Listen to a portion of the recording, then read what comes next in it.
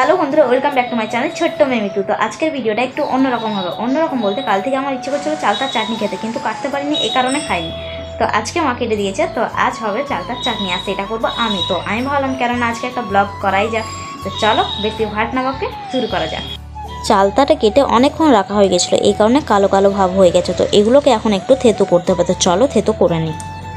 তো আমি হালকা হালকা করে শিলনোড়া দিয়ে পিষে নিয়েছি, তোমরা দেখতেই পাচ্ছ। তো চলো এবারে শুরু করা যাক।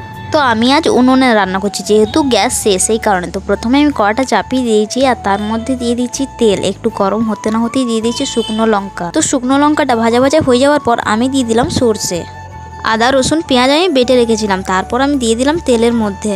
তো মশলাটা আমি ভেজে নিলাম। ভাজা ভাজা হয়ে যাওয়ার পর তারপর আমি দিয়ে দিলাম চালতাটা একটু নাড়াচাড়া করে পরিমাণ মতো আমি চিনি দিয়ে দিলাম। তো আমি দিয়েছিলাম 2 চামচ মতো। তো তোমরা চাইলে তোমাদের পরিমাণ মতো যে যতটা মিষ্টি খাও সে কিন্তু ততটাই দিতে পারো। চিনিটা দিয়ে দেওয়ার পর আমি একটু নাড়াচাড়া করে নিলাম। তো আমি ভালোভাবে নাড়াচাড়া করে নিলাম। তারপর চিনিটা গলে যাওয়ার পর দিয়ে দিলাম পরিমাণ মতো জলটা দিয়ে দেওয়ার পর কিছুক্ষণ মতো রেখে দিলাম। তো বন্ধুরা, চালতাটা হয়েও গেছে, আর আমি ছোট্ট একটা বাটির মধ্যে নিয়ে নিয়েছি। তো চলো এবারে টেস্ট করার পালা। জানি না কেমন হয়েছে, কালারটা দেখে তো মনে হচ্ছে ভালো হয়নি। এবারে খেতে কেমন হয় চলো।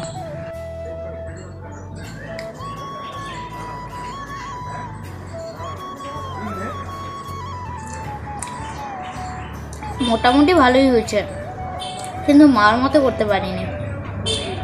তো বন্ধুরা, চালতার চাটনিটা খাবো আমি ভাতের সাথে। এখন জাস্ট টেস্ট করে দেখলাম, মোটামুটি ভালোই হয়েছে। আর আমার তো চালতার চাটনি খেতে খুবই ভালো লাগে, সেটা ভালো হলেও ভালো আর খারাপ হলেও ভালো আমার কাছে বিশেষ করে।